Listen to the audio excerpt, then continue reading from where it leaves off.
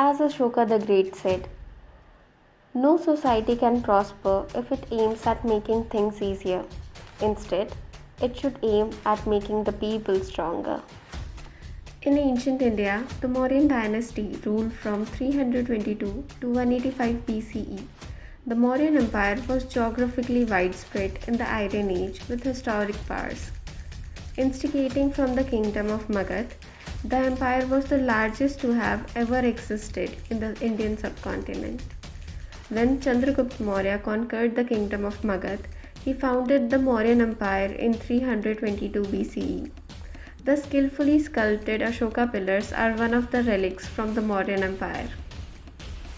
During the Mauryan period, both men and women wore unstitched garments called as muraja, antarya, and uttarya. The main garment was made from cotton, linen, or muslin was antarya. Sometimes gold or other precious stones was used for embroidery. Antarya was a cloth draped around the hips in kacha style. Also, it has different styles while binding around the waist, such as vithaka, muraja, patika, or kalabukka. Utarya was a third item made from fine cotton or silk. It was used by women to also cover their heads in different styles and having a beautiful embroidered border. The hairstyles were in such a way that two braids were with center parted or a large knot at the back. The bun was decorated with fringes and the pendant.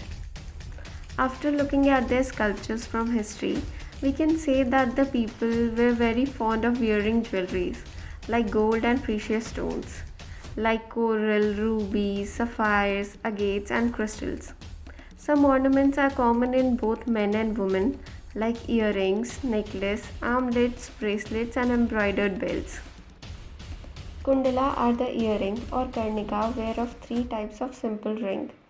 Dehri is a circular disc earring with a flower like known as karnaful. Two kinds of necklaces were worn. Short one was called as kantha, which was broad and flat, usually made from gold and engraved with precious stones, and the long one was known as lambanam. The Persian soldiers were provided with stitched garments that were sometimes utilized for the military dress by the Mauryans. A sleeved tunic with a cross strap across the chest to carry the quiver, and a leather belt with the sword. The lower garment was more often the Indian antarya relatively than the Persian trousers. The headgear was usually the turban or the headband, whereas the Persians had worn the pointed cap.